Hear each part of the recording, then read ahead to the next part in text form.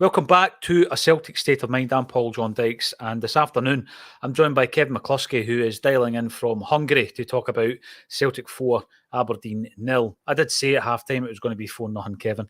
A dominant performance. First half probably easier on the eye, but this is a team, Kevin, under Ange Postecoglou, that, you know, we've always got it in the tank. We can step it up a gear.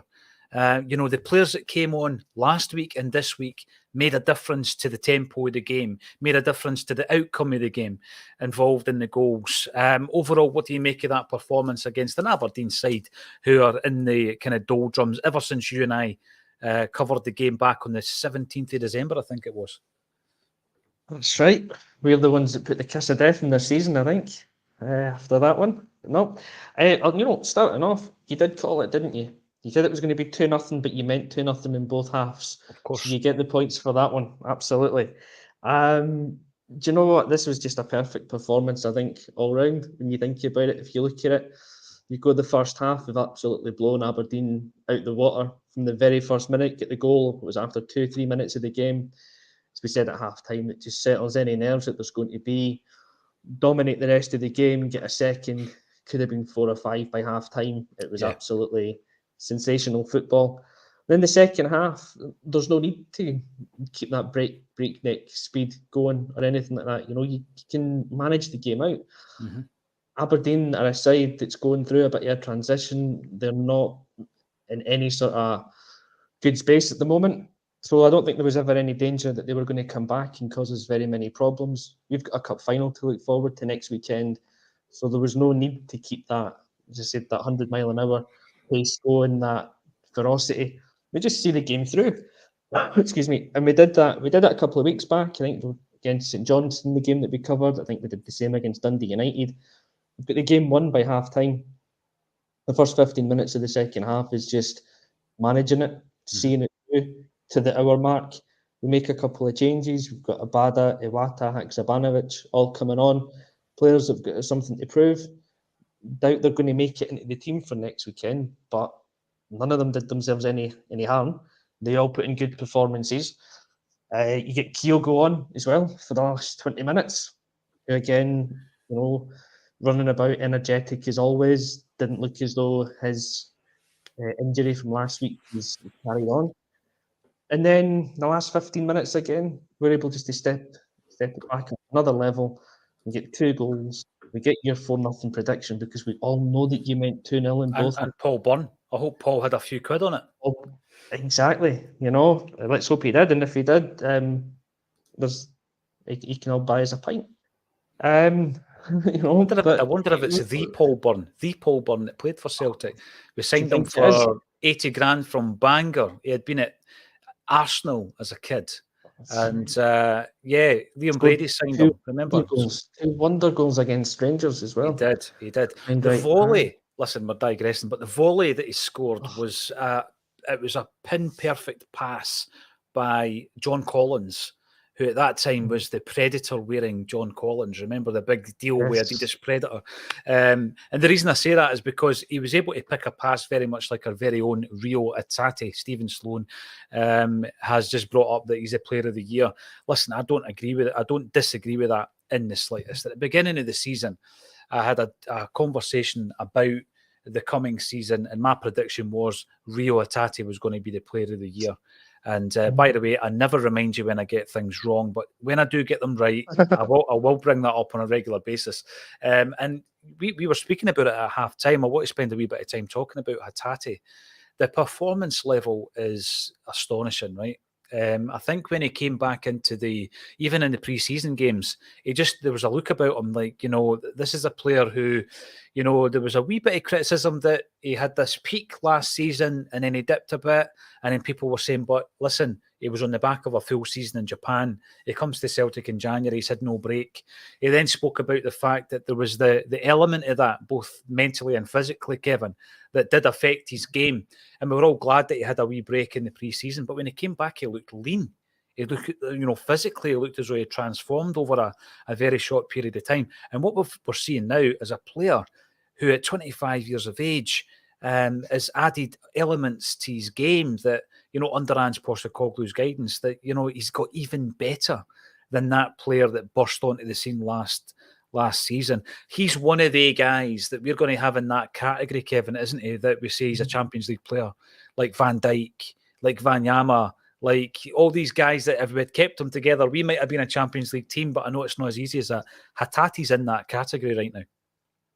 He has to be. It has to be. The way he's playing just now, he's playing on a different level, and he's doing it week in, week out, which is what you want to see. Because, if you want to use the players that you've mentioned previously, Paddy McCourt being one of those guys who could turn it on every now and again, was a marvellous entertainer, but had zero consistency. You didn't know what you were getting.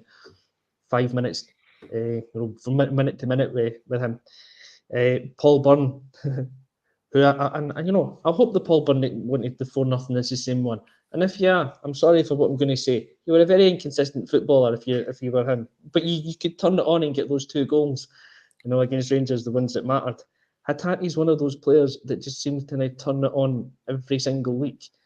And, the 2 things that we've spoken about most this season on half-time and post-matches, and thankfully we don't need to talk about one of them today, has been VAR ruining a game somehow, or Hatate dominating a game. Mm-hmm. And that's the one you want to talk about. And he's done it again today. His skill for that 3rd goal as well, the lead drag back and then the pass through the legs, I think that gets to McGregor. And again, like I said about at half-time, he's not sitting back and just marvelling at what he's done. He's thinking that 1 or 2 steps ahead. He's getting himself into the position again. Yeah. The finish is just brilliant. Keeper's got no chance. And I see a comment that's just come in that's going to say what I was going to say from Kevin Porter. Hatate's just a class act. He is just a class act. And he will be a player that will go on. Sadly, I think he'll go on somewhere else and play regular high-level Champions League football. But he's definitely a player that is showing the ability that he can play at that level. And I really hope it's with us. But yeah, I do, Kevin, because that is the frustration, and we see it with the whole horizon in front of us. We know exactly the landscape of Scottish football. We know how Celtic operate. We're a very well-run football club, and we have worked the transfer market very, very well over the years. And as Brian Denman keeps saying, I don't think we've changed the structure of what we do in terms of recruitment. We've just done it better. And I think that when you look at the quality of player that Ange just brought in over 4 transfer windows, you look at the next transfer window and you think to yourself, well, imagine me bringing another 4 players of that quality. A Carter Vickers, a Jota, a Hatate, an O'Reilly, and some of the other guys we've not seen enough of to make a real kind of opinion-based statement about. Awata, we'll talk about Haksabanovic, these players that could become excellent players. I'll be talking about his performance as well. What if we make another 4 signings in the summer that are as good as these guys we're talking about? In the back of my mind, I'm thinking we might lose a couple because we lost a couple there, Giakoumakis and Juranovic, which was, I think we're good enough to lose those 2 players and for it not to hinder us too much. But that's because the recruitment's been so good that we've actually got replacements in the door before they've left. But then you start looking at the squad, Kevin, if we bring in another 4 at that level, and you think to yourself, wow, we might be looking at something really special here. Talking about keeping that level of player at the club long enough that you've got half a dozen of these guys. That is possible under Ange. Another point I would make as well about Hatate, that's him now scored 9 goals from midfield. We're in the middle of February. You always look at midfielders and think to yourself, in that position, can they get any double figures? Which is a brilliant return for a midfield player. And he's hit 9 goals already, and you're thinking to yourself, we could maybe score 15 goals this season, which is an astonishing return. Hatate, his performance has been superb. I want to also talk about the first start from our new striker. Stephen Sloan wasn't as impressed with I think, if I'm being as fair as possible, I thought he played really well in the first half, but he seemed to tire, Kevin. I would need to ask the question, is he used to that level of intensity? Is he used to that level of possession? Is he used to, that amount of balls played into a space? Probably not at his previous club. So I can give him a bit of a free pass on that one. Yeah, I think so. I mean, I've got no idea how is it Suwon Blue Wings, his old club. I've no idea how they used to play, but I'd imagine there'd be some similarities to how we play because Ange is looking to bring in players that can fit the system. Um, Whether he tired in the second half, yeah, he probably did, but then I don't think he's played. He didn't play much football post World Cup to sign in for us, if any, and then he's only had probably until last weekend about an hour of football across 3 or 4 sub appearances for us. So I'm not going to be too harsh on him. I'll judge him on his first half performance, which is when he was at his fittest in the game. I thought he was really good. I thought he showed a lot of signs that once he gets up to match practice and match fitness, he's going to be a really good second option for us to have up front and someone that maybe over time could actually push Kyogo for that jersey. And it's like you say as well, looking at transfer windows and looking ahead, I'm not wishing anyone out the door in any way, but you're now in a position where you would go, if Kyogo was to leave for some reason in the summer, you'd be fairly confident, or I would be anyway, that O can step into that position, and you'd be fairly confident that there's someone else lined up to come in already. Yeah. And that's going back partly as well to my point in the pre-match about Davy Turnbull, where he's got to wonder about his future now as well because he hasn't been good enough to be a starter. He's a very good player. I'll put that on record. I think Turnbull's a really good player, but he hasn't been good enough to be a starter. If we're signing players of Hatate, O'Reilly, it's quality. Iwata looks to be a good player, in my opinion. He does. We're going to go and sign another midfielder in the summer. You would think he's going to be even better. So that pushes Turnbull further down. And in a way, it's actually a great thing when you can have a player as good as David Turnbull, who's not even guaranteed to get a place on the bench. And that's the progress that we've made in 18 months. It's the evolution as well of the squad, Kevin. You think, go back to what I said there, if we bring in 4 players in the summer, and let's be realistic and say we lose 2 from the established squad, right? I'm not talking players like Stephen Welsh, who I would expect to leave because he's not going to get the game time. Maybe David Turnbull, because he's not going to get the game time. But maybe a couple of the established players like we've seen here with Yakimakis and Juranovic, you're still 2 up if you bring the 4 in now. We might get very lucky and those 4 all click straight away. That's unlikely. Now, I know that happened with Carter Vickers, it happened with Starfelt, it happened with Abada, Jota, but it's unlikely for that to happen, right? So then you're looking at that group of players that we've mentioned in Iwata and O and Haksabanovic and Kobayashi even, who have by that time settled in and they're giving you the performances. And this new batch of players, you know what, it might take till the following January, but once they start kicking on, then you've got that strength within a team and a squad that you start to look ahead and think, wait a minute, what is European success? Is it now different from what it was 12 months ago? And I think that's something that I'm very excited about. Joseph McGonigal, for every 3 they score, we score 4. You're absolutely spot on. The other scores today, Dundee United were playing St Johnstone at Tannadice. Dundee United 1, St Johnstone 2, a couple of goals from Stevie May. And Levitt at Dundee United, who looked a decent player when he was on loan there, he scored the goal for United. Hibs beat Kilmarnock 2-0. Fish and Hoppe, we'll call him Hoppe. Vassell got sent off for Kilmarnock. McGeady had an assist. Aidan McGeady, remember him? I think he was stuck on about 99 caps for Ireland. Couldn't quite get over that ton. Livingston 0, Rangers 3, opening and scoring with a Tavernier penalty, surprisingly enough. And there was there was a sending off for Livingston as well, which is another surprise. And St Mirren 1, Ross County 0. St Mirren, very much a full house in their bingo card, is it not? It is. Red card for the opposition and a penalty. And a penalty. Yeah, and St Mirren beat Ross County 1-0. That was a very interesting fixture, that one, actually. And I think Robinson's doing a very good job at St Mirren. I'm pretty sure he'll be on the radar of potentially Aberdeen and maybe a few other clubs as well, because to get a team like St Mirren with their budget into the top 6 is a great job. Well done to them. As long as we can keep pumping them 5-1, I'll be quite happy with that. So Celtic and Rangers going to the cup final next week, both on form.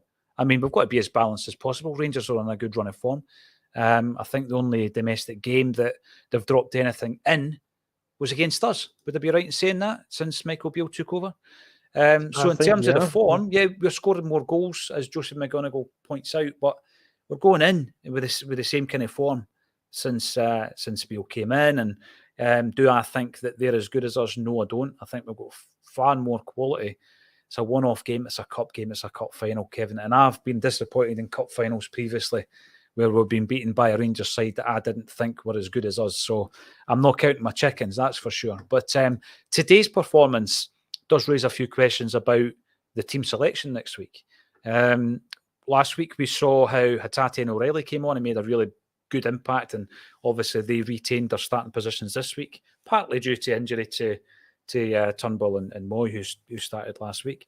Who do you think performed well enough today to be in Angie's sight for a start next week? Do you think that the likes of Haksabanovic even has given him something to think about? I thought he looked really dynamic. Abada gets his goal, and what a finish it was.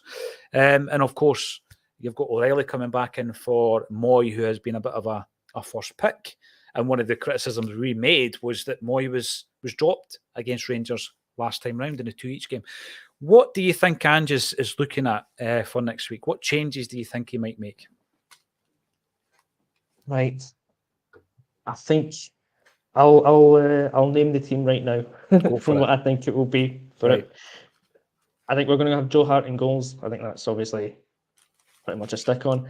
Your back four is going to be Johnston, Carter, Vickers, Stafford, Taylor. It's the strongest back four. Can't make any changes for that. Midfield, McGregor, Hatate, and I'm going to say, if he's fit, Aaron Moy will play. Largely because I think it was a mistake that he took him out of the team for the game at Ibrox. I think we missed him. We just missed that other controlling influence in the midfield, calm player with his passing.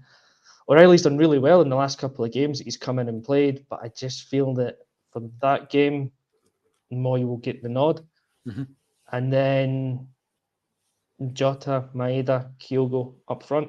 I don't see him making wholesale changes. I don't see him doing a Guardiola and pulling some rabbit out the hat that's going to be a great kind of tactical innovation, or here's a player coming in out of the cold to try and win us the game.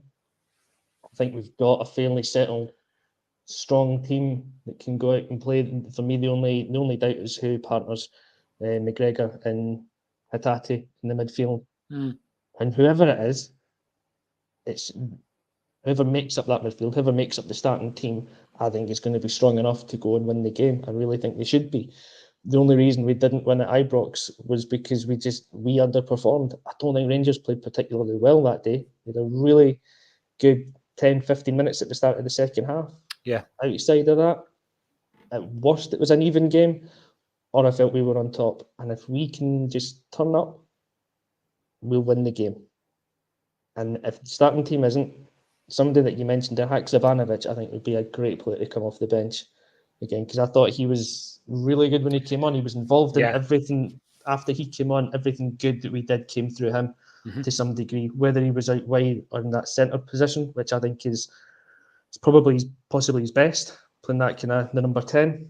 I'm quietly confident. I don't like that feeling going into these games because anything can happen in them. But you've got to look at that team and just think, if they turn up on the day, they'll beat anyone. I think it's a good point there. Haksabanovic, if you imagine the bench, Haksabanovic, O'Reilly being on that bench as well. Giving you an option. Awata, if you want to shore things up, he looks a player that I think it might have been yourself that said this, perhaps Lawrence, that he's always given an out ball. You see a lot of footballers that even at this level, they'll stand with their hand up in the air as if they want the ball, but they're not standing in a good position. They're standing behind the player. The ball's not on, but they're making out like they're wanting it, but they're actually hiding to a degree. Awata's not that type of footballer. He always wants the ball. He's always getting into space. Always from the moment he stepped on the park, was it against Morton, his debut? He was just asking for the ball. Yeah, absolutely. Demanding the ball. And I love to see that from a centre midfielder, somebody that's playing it in that particular role, just demanding it. And for the very first moment. And he did it today so many times. And like you say, he's not posturing and like doing anything for show. He's taking a wee step to the side, he's finding the space, he's demanding the ball, and then he's telling everyone else where to go. Yeah. It's brilliant. It's great to see. Another guy, of course, is Abada, who performs well against Rangers, and I think performed well when he came on today. He must be at that stage at the moment where he wants to get in and about that starting lineup, but he's up against two guys in Jota and Maeda who their performances at the moment wouldn't allow you to drop them. So we're going to have a very strong bench. I'm keen to get your thoughts, so keep them coming in. A good crowd of you in there to just now, about 600 strong on the live comments. Stevie boy, hope PJD stuck some shekels on his second half score prediction. I don't bet. Every time I get it right, I'll often wonder. But again, like everybody else, I'm pretty sure 98% of my predictions are wrong. Haksabanovic been decent. Thought with Iwata and Cal switch, we lost a bit of shape. Hatate, wow, the boy's on fire. He is. He's absolutely sensational. But I do want to mention McGregor, because all too often it's easy to forget his contribution. And sometimes even in the comments, people say you give him too much of an easy ride at times. You look back to that first half, what settled us? It was early goal. The captain gets the early goal, and then for the rest of the game, for me, he does orchestrate the pace from midfield. He's always looking to link up between the defence and the forwards. I think he's a player that he gives you a level of consistency, Kevin, that often at the end of the game, you and I don't talk about him because he's so consistent that you just expect it from him. Yeah, exactly. The stream's kind of gone a little bit from mine, so I'm not sure if you can still hear me clearly. Good. He's perfect. He is. He's the perfect foil for somebody like Hatate. And I was thinking about this before, just how well they work, because you've got Hatate that we speak about that does, as we say, like the high risk passing, and he's all the energy. He's trying to make things happen all the time, and then you've got McGregor behind him, who's just, what is it, the metronome, really. He just makes things tick. The ball comes to him, he recycles the play left or right or through the middle. He slows the game down when it needs to be slowed down. He picks the tempo up when it needs to be picked up. And he's just so good at everything that he does that he almost does go unnoticed at times now. And he has set those standards so high that, again, he's so consistent with them that he meets them pretty much week in, week out, that you don't need to talk about him, or you don't feel like you need to talk about him being the sensational player, because he is just now that good. This level of consistency is what you expect. I spoke about Joe Ledley before being that player that's like a 7 out of 10. McGregor must be an 8 or a 9 every week, because he just does everything so well. And you notice it more when he's not in the team. And I think that's the sign of how good a player he is. As much as when he was out, O'Reilly dropped back and came in and did really well in his position, he wasn't Callum McGregor. And you could tell that when we needed just that wee bit extra drive, it wasn't coming quite the same. And McGregor just, he manages games so well. He's just, he's the captain for a reason, because he's just such an important player to how we want to play. And that's an element of his game that 18 months ago that it was being questioned, that leadership quality. The captaincy was up for grabs. I was one that questioned it. And I will happily say that I did, because I just didn't see him being a captain material. There was something about him, because he's the quiet guy, I think, or he appears to be. I just thought, I'm not sure I can see him really, grabbing games by the scruff of the neck and leading the team. But he leads in a different way. He leads by example. And he did it up at Aberdeen at Pittodrie in the game that we did in December. He scores the late goal that wins the game. He stepped up then. He stepped up again today in the first 3 minutes to get the goal that essentially killed the game within 5 minutes. And he does this regularly. When you need a big moment, McGregor does it. And you look back to the game last January, February against Rangers, when he's given Barisic dog's abuse during the game. He's got that nasty streak about him as well that sometimes goes unnoticed. I like that in a player. I really do. We've got Pigeon M coming in as well. Think Aberdeen goalie should get man of the match. Well, he was called into action a fair few times. what was the story with Kyogo? I felt that it was a bit mean-spirited by the Aberdeen players, throwing the toys at the pram with Kyogo. How could you dislike this guy? But yeah, absolutely. I did notice that, Tam. And there's a few other points I want to bring up before the end of the show. Hatate is a 60 million quid player. Now, I'm not going to knock that, Carol, right? I don't think there'll be a day in my lifetime that Celtic will ever have a 60 million pound sale. But as we spoke about before, Frimpong went to Bayer Leverkusen for, I think, 11 million quid. Was that about the fee? Yeah? Yeah, I think it was 11. And they're now talking about him in the realms of 50 million pound players. So I don't disagree with Carol. I just, I don't think it'll be a 60 million pound sale from Celtic. If he was to progress the way that Van Dijk did when he went to Southampton, or Frimpong did when he went to Bayer Leverkusen, absolutely. That is the kind of ballpark we're looking at, Kev. I just don't want to lose him. I don't want to lose Hatate. I think that what we've seen of him is just, he's a sensational footballer, and I still think there's a wee bit in his tank that Ange can tap into. Aye. He is a sensational footballer. I think he can get better because he hasn't hit his peak yet. His prime years are 27, 28. He's still got a couple of years to go. He's still got some improvements to make. Sadly, those were the days. That was about 20 years ago for me. Well, I'm just going to depress myself if I think back to those days with me. But he's never going to be a 60 million pound player while he's playing for Celtic, and that's a sad reality of the game and where we're at. Mm-hmm. But Reo Hatate just now, if he's playing in England, is a 60 million pound player potentially, or he's a 40-50 million pound player because he's got the attributes to do it.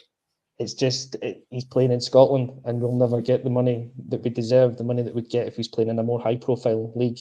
Doesn't need to be playing for a bigger club than Celtic to be a 40-50 million pound player. It's all about the league. I think so. The boy Mudryk went for 100 million. Yeah, he wasn't a bad player. I'm not saying that he wasn't a bad player. I'm not saying Hatate's at the same level, but if that's a barometer that you're going with, I know. Then. And who was he up against? He was up against Juranovic twice, right? And I don't think Juranovic, people might point out the fact that he scored in both legs, didn't he, Mudryk? But Juranovic wasn't absolutely pasted by him. There's a couple of times where he beat him for pace. However, the point I was about to make there in terms of the value is how we were valuing Juranovic, leading up to him leaving, and what we actually got for him, 7.5. And that's a player who, has got a bronze medal at the World Cup. And you think to yourself, yeah, we have had some big sales in the likes of Dembele and Tierney and some others. But, I think in total we ended up making about £20 million on Van Dijk with the sell-on and all that as well. But yeah, I don't disagree with Carl. I think it's a good point. He's shown us right now the same kind of quality that we were seeing with the aforementioned your Van Dijk and Frimpong and all these guys that went on and are now in that bracket when they get sold on secondary. And then hopefully we get a wee bounce back on it as well. Pat McGuire, training session today. For us, it's all about getting the sell-on fee. That's going to be massive at any sale that we make from now on. I'm trying to think as well how much Van Dijk went for. Was it 12 million? It was 12 million, and then I think we had a 10% on that. Yeah. So if Van Dijk went for 12 million 5 or 6 years ago, is it outrageous to say that a player of Hatate's ability is 20 million now? For us, I don't think it's outrageous at all. No, I think you look at what we did with Dembele and Tierney. By the way, let's stop talking about selling Hatate, Kevin. God almighty. Exactly. A week to go before a cup final, and here we go. We're selling our best. 80 million. No, it's not happening, Carol. Pat McGuire was a bit of a training session in the end. I don't think Aberdeen are a great side. I think they've gone through a process whereby they've had that double done, a bit like Motherwell, actually. And for a while, I thought a wee bit like Hibs, where it's really not happened for two managers who have, came in with all their own ideas and they've changed the personnel a fair bit, and it's not happened once, it's not happened twice. Then they're looking at it going, how can we consolidate this with the squad we've got? The point was made on the radio as I was coming at the studio this morning by Tam Cowan, Motherwell fan, who confirmed that they are now paying off 2 managers. They're still paying the wages of 2 managers who they've just kind of sacked. They have sacked 2 managers this season, and they're still paying their wages. So that needs to come into the thinking, and it'll be a wee bit the same with Aberdeen. Cormac's getting kind of urged to make an announcement. He's taking his time, obviously, because he's made 2 mistakes in a row, and he needs to get it right 3rd time round. They're not a great side, Pat, and yeah, at times it did look as though it was a training session, but at the same time, yeah, our composure, our quality shines through in scenarios like that. Lucy also predicted 4-0, but I cheated. Yeah, you're right. Absolutely. That's my level when it comes to predictions. I did cheat a wee bit. I changed it at halftime. Now, it's been a tremendous chat, a great discussion with Kevin as always. Thanks everybody for getting involved in the chat. How can you support Acsom? Well, simply give us a thumbs up on the YouTube video. Give us a wee thumbs up. Make a comment if you want to after it's finished as well, because comments and likes, etc., help the algorithm. That's what we want to see. And you can also subscribe to the channel free. And for the last 2 weeks, and then next week, we are giving away tickets for the Wim Jansen tribute night, the 25th anniversary on the 12th of May at the Armadillo. The full list of guests is still to be announced by First Star, but we've had Simon Donnelly, Paul Lambert, and Jackie Mack on the show. We're going to have another guest this week as well. Just by subscribing, you go into a prize draw. You could win a couple of tickets for that. And Brass Neck, who won the VIP tickets, hasn't come back to me yet. So we might have to give the VIP meet and greet ones up next week as well. Subscribe to the channel. Give us a thumbs up. And obviously, with regards to the positivity that's flowing through the Acsom bulletins right now, it's great. So get on it on Monday, because we will be back on Monday at 12:30 as always. And all that's left for me to say is, Kevin McCluskey, thank you once again for joining me on a Celtic